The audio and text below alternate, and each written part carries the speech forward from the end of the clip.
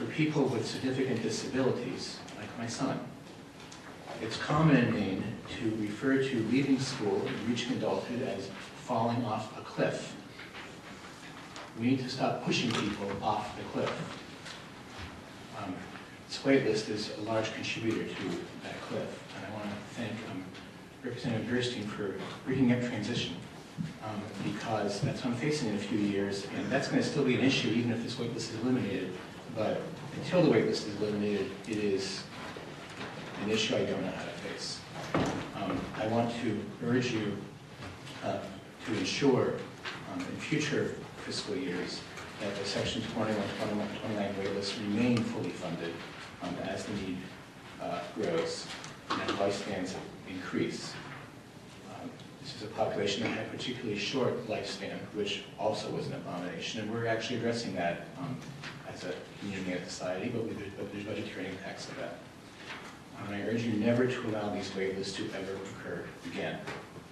Ever since the Section 21 waitlist was created by previous administration, I've worried about how my son and my family would cope when he reached adulthood. I'm not sure how I would work or how my wife would work, and yet I know we have to. And it was a source of considerable concern. If you eliminate the waitlist, and if you keep it eliminated, then we will have one less thing to worry about, one significant thing less to worry about, and we can finally begin planning for that meaningful transition that we're facing in any event. And with that in mind, I do worry about not just the waitlist being eliminated, but the services being adequately funded. And I'm, at this point, agnostic about what the results of the SIS initiative are going to be. It certainly has the potential, given an evidence-based initiative, it certainly has the potential of providing the services that are needed to people who need them. But I think that's great. It really comes down to how you translate the SIS scores to the budget calculations. And that may work out great, but it's something that we have to give attention to. There was a question that came up to one of the, to either Rachel or Charlene, I forget who, I think Representative Grant, about how people are on the wait list for both at once. Basically, if my understanding, not having reached adulthood yet, or my son not having reached adulthood yet, is that if you need 21, you need 21, but you need something. And so the 21 wait list, people can be on it for years, as I think the commissioner mentioned. The 29 wait list is first come, first served. So you get on both wait lists, because at least you'll eventually get 29. That wait list could be years as well. But if you're basically in priority 2 or priority 3, or potentially in priority 1 before the current, biennial, you can be on the 21 wait list indefinitely.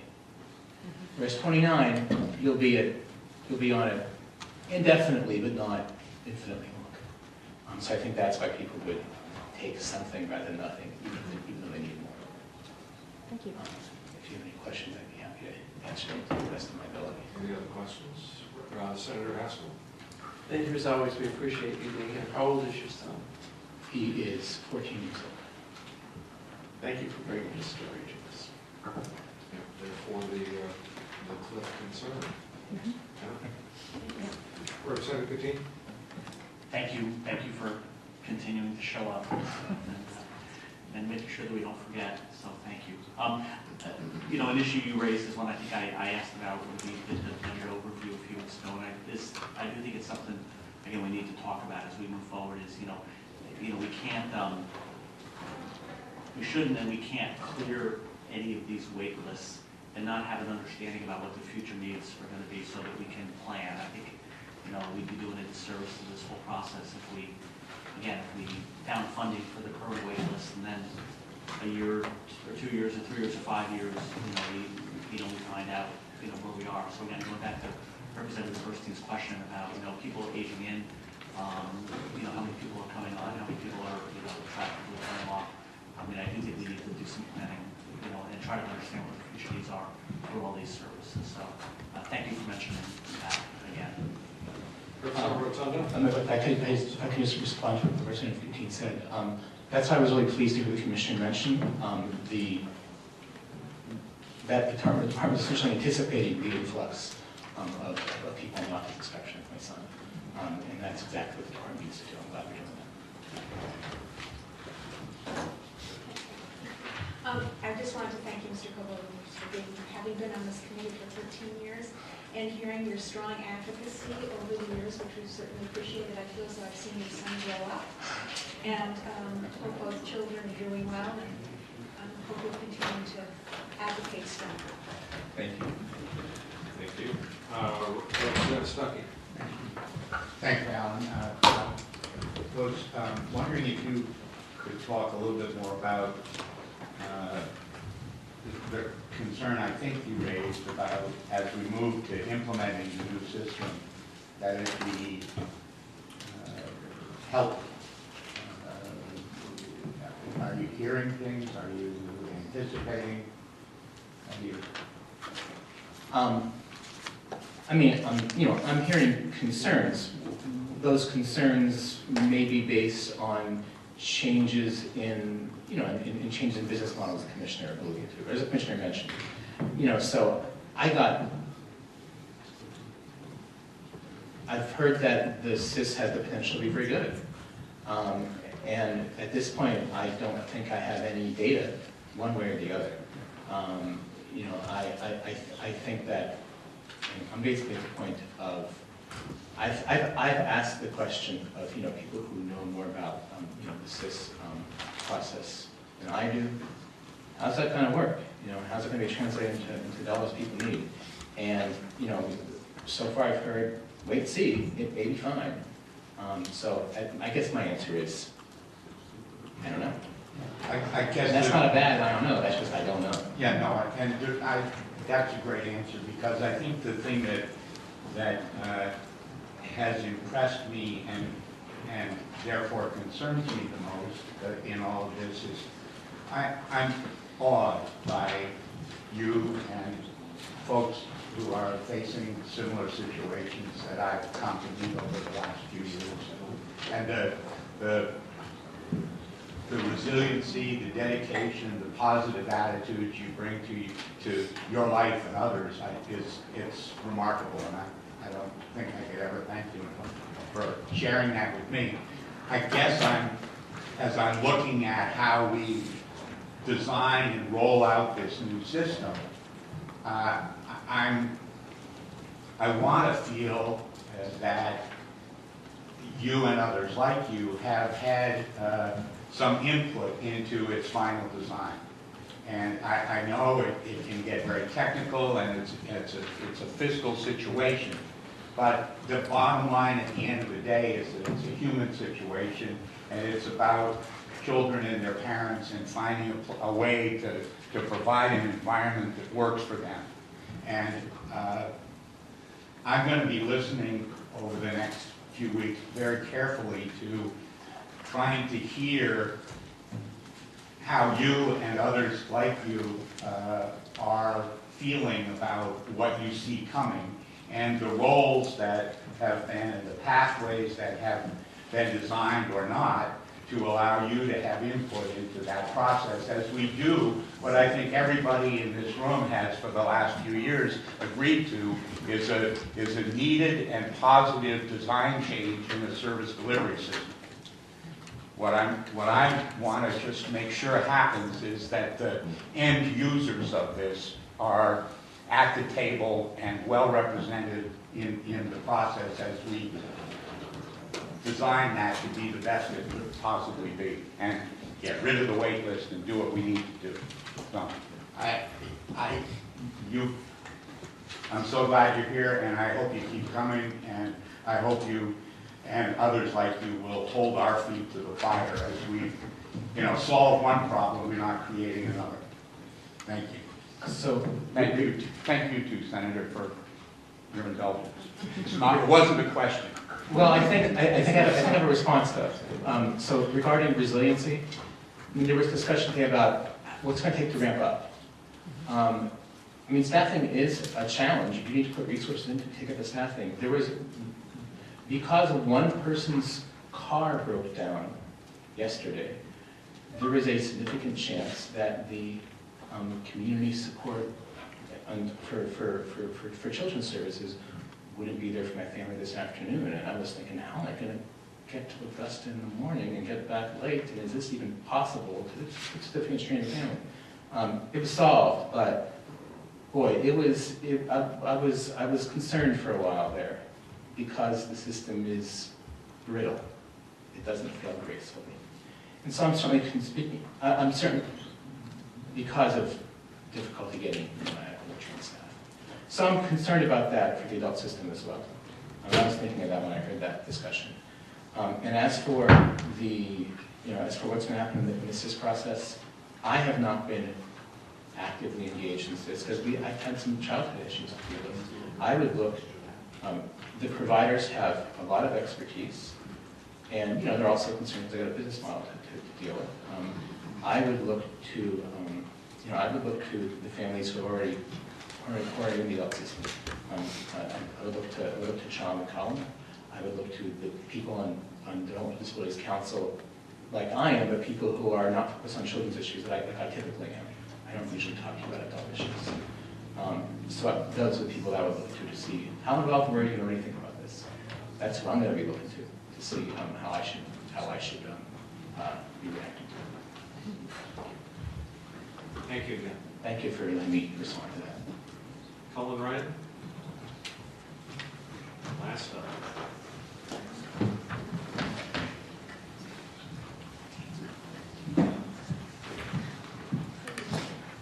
Thank you, Senator Hamper, Representative Rotundo, members of the Joint Standing Committee on Appropriations, Financial Affairs, and HHS. My name is Colin Ryan, and just before I started, when I signed in, there was an option to go either for or against, and I just wanted to say that I have concerns with parts of the budget, and my biggest concern is that we don't do something good for one vulnerable population at the expense of another vulnerable population. I'm a parent of Camden Ryan, who is 18 years old, and he has an intellectual and developmental disability called Soto syndrome. It's a rare genetic disorder. I'm also chair of the Maine Coalition for Housing and Quality Services, which includes 4,000 people who are mostly parents, but also relatives, concerned friends, and caregivers for people with developmental and intellectual disabilities in Maine. You're seeing me today, but there are many more people like me with very complicated and challenging family situations. I speak for many who could not be here or take the time to write you today because their hands are full. My son has an IQ of 42, but is making great progress in school. He does not know how to read or write yet, but is growing in his capabilities, and someday I hope he will be able to work and live independently. He will need support with many of his functions for the rest of his life, and he will likely outlive me and my wife. While he is in school, my wife and I are able to hold down full-time jobs. I'm the executive director of an organization which employs 9 people and houses Maine's most vulnerable people. In 69 properties across the state, our organization brings between $2 million and $10 million into the state economy every year. By housing over 1,000 of Maine's most vulnerable people, the very people who tend to ricochet through our most expensive emergency systems when not housed, we also save the state millions of dollars by keeping these people stable. My wife works as a clinical social worker, serving emotionally and behaviorally disturbed children in a school system. This program also saves the state money and keeps kids in school and changes lives, and she is very gifted in her role. When Camden graduates high school, and that's coming very soon, either my wife or I will be forced to leave our jobs and provide care for our son if there is not resources available for supportive programming. Maine will lose our contribution to the state economy. If eventually Camden is able to live independently, and I hope that is the case given the investment in special education so far, he would need a limited array of services to be safe and successful. With limited supports, he could remain part of the community and would continue to make strides towards greater and greater independence. With appropriate supports, his needs for resources can be expected to diminish. But without them, he will be more likely to languish with increased isolation in our home, as social programming will be difficult or impossible to effectively achieve as he grows older in our home and after school is long over. I know this because many of the 4,000 people in our parent coalition have middle-aged adult children, and these parents are extremely concerned about what happens next after they die. There are currently 1,082 people on the main care Section 21 waiting list. The HHS is making great progress on clearing the waiting list for Section 29 and that the legislature funded last year, and thank you for funding that important program. I hope you continue to do so. Section 29 is capped at about 21 hours a week. I remain concerned about waiting lists for more comprehensive adult services because my son and many others facing similar circumstances all require services that are sufficient to allow safety and independence. The governor's budget includes funding for people with intellectual developmental disabilities on wait lists for adult services. This is one part of the governor's budget I can endorse. When people receive adequate support, they can become part of the community and successful contributing members. If left to fall off the cliff without adequate adult services, their skills will be lost, they will not be part of the community, and family members will be prevented from contributing to the state's economy. Please protect services to our most vulnerable citizens like Camden. Please ensure that there are sufficient funds to provide adequate support services so everyone can be part of their community. We are all better for it. Thank you. Thank you for sharing your story. Representative Grant? Thank you, Mr. Chair. Thank you so much for being here and for your testimony. Where did you say, do you live in the Portland area? I do. And your organization has people from all over the state. And can you speak for a second about some of the geographic challenges of providing services? You know, if we made the wait list disappear tomorrow, which I hope we do, what kinds of geographic challenges might there be in the delivery of services for the folks that we want to help? Well, yes, our organization is around different parts of the state and is trying to solve particular challenges in different parts of the state. And so your question, I think, is really an important one because of what was talked about earlier with the SIS and the way that services are to be funded. We moved from a system where Section 21 was a one-size-fits-all model. And as parents, we advocated on the development of a new system that would really meet each person where they're at and provide just the right amount of services, no more and no less. And increase natural support so folks could really be part of the community because of the people around them. One of the key components is recognizing that Maine is not one size fits all. And what I see are that there are different geographic regions of the state where if the SIS says that this person is eligible for this level of support services, that translates into a salary that supports something akin to an entry-level position. And the pay rate for that entry-level position is sort of uniform across the whole state. And what ends up happening is that for regions, for example, there are a group of families in Bar Harbor. And by virtue of the fact that they live there, there is a dearth of affordable housing in that area.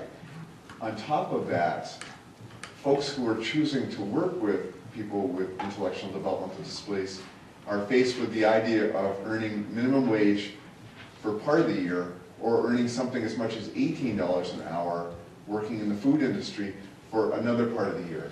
And what that sets the stage for is a rapid cycling of people to come through or people who don't come through at all to fill these types of positions. And so this one-size-fits-all model of cost-oriented design can fail in different portions of the state because there are disparities in what people earn to do these types of jobs. But I want to just say it's not just Bar Harbor. I'm watching a program serving folks with cerebral palsy in Bangor, and they're having a terrible time finding staff to work there. And they think they're paying a wage that's competitive, but they're not finding applicants to do this type of work with people. And that's creating a dilemma to the point where people are, it's understaffed and people are not getting the services that they need to really be safe there. So I hope that answered your question, but it's really an important one. As we figure out how to do this, we really need to have it fit for all parts of the state and have it be something that adapts not only to the person, but to where we're trying to deliver the services so that it will work. Representative Rotundo? Thank you. I just wanted to thank you very much, Mr. Lyman, for being here. I feel as though I've seen Camden grow up as well. Thank you for your advocacy, and hope you'll continue to come back and, as Representative Stuckey said, hold our feet to the fire. Thank you. And again, thank you.